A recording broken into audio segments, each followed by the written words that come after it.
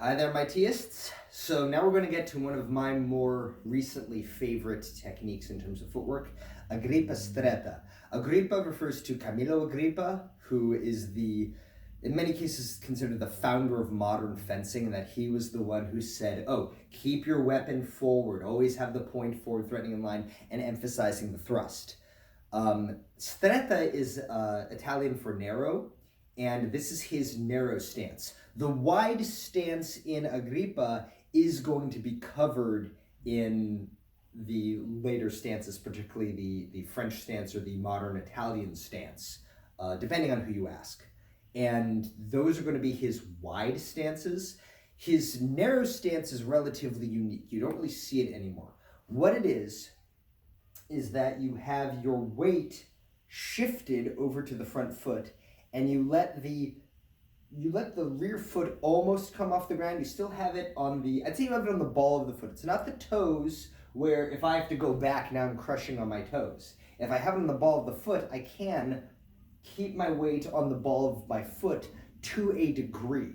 But this is not meant to necessarily be a standard, like I'm going to sit here and fight from this kind of stance. Though the way Agrippa displays it, especially in the beginning of his treatise, it's kind of like that, but as it goes on, it kind of more becomes a transitory position, in that you're in a wide position, and maybe you can't reach them, and the preparatory, bringing the foot forward hadn't necessarily been invented yet, so he shifts all his weight forward. You can actually see in the frame, if I'm here and I just plant my foot, and I bring my foot forward, it brings me to the center of the screen. If I lift forward, I actually go a little past it. And partially that's because he is tilting the body forward. There's some interesting Agrippan mechanics which really don't make sense from a practical standpoint, but make sense from an engineering standpoint, where he would say, if you can get more reach by extending the arm, and you can get more reach by bending the body, and you can get more reach by extending the knee, then why don't you do both? And he has some really weird theories that just don't necessarily work with the human body, unless like you have artificial knees, or you're in really good shape. If you're in good enough shape to do it, train it carefully, but I generally don't recommend it because people just normally don't have that kind of leg flexibility. But the mechanics in this case do check out, in that you extend the arm, that gives you a certain amount of reach. You tilt the body, and in theory, he may want you to tilt all the way over, but you just tilt the body a little so that you have, a little bit of reach, and then you bring the foot forward.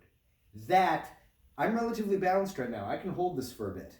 This is not something that I necessarily feel is going to be throwing me off center. Now, Paul, you will recognize this as related to the crane stance, where you're bringing the leg all the way up for reach and commitment of power, committing the waist forward. It is related in that way. You can, with your weapon, bring the foot forward to get that extra body weight into the movement. And for the type of weapon he used at the time, that is appropriate.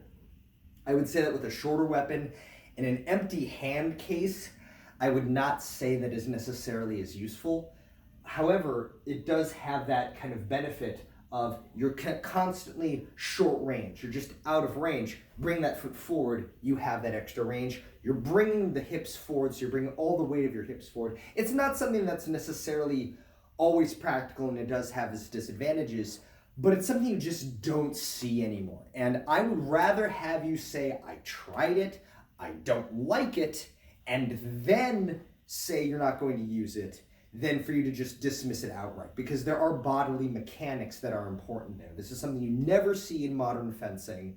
They would much rather just take a big long lunge and have that foot rooted so that they can make a quick escape, rather than make that bigger shift of weight and need to escape to the side. That is what Agrippa's position and defense is all about, is that I'm here, I'm fighting, I make my attack, and I'm forward.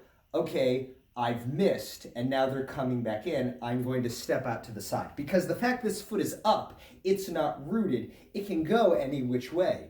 In theory, if I attack and you pull back and you're out of range, and I shift forward and you're still out of range, I can pull forward again and attack again. That is the theory of bringing that leg forward. Now, you are not bringing the hips up and over in practice, as you might see me doing, just to illustrate that it is a full commitment of the body.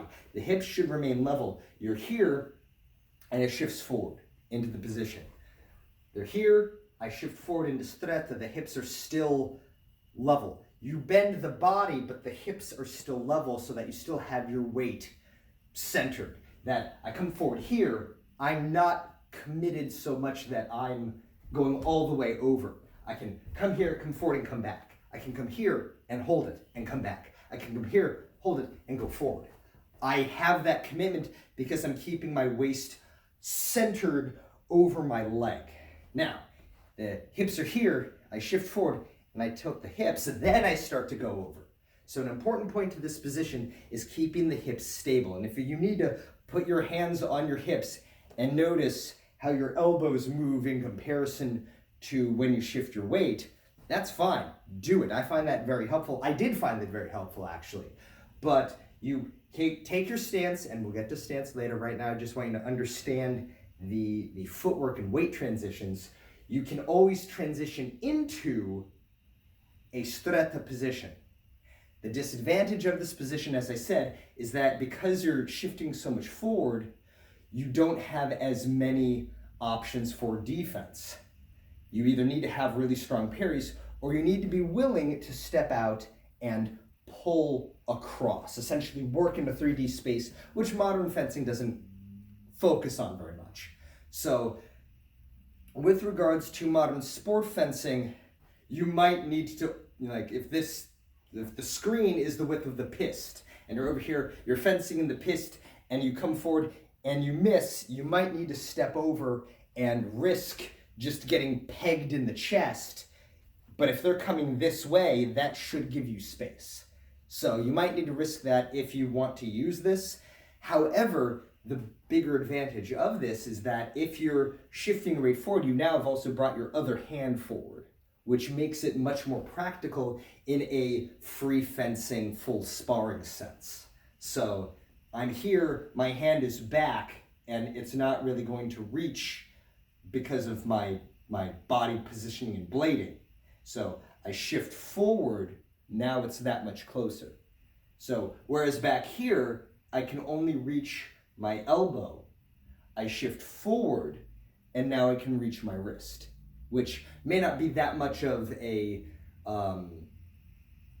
advantage with regards to, the modern small foil and things like that. So that's something you may want to just disregard it and throw the hand out when you do it just to get it back, to give yourself even more reach and blading. That's something else we'll cover at another time, but in order to do that, you need to have this shifting of the weight into the stretta position first. So that's what the stretta position is. I like it. I've used it.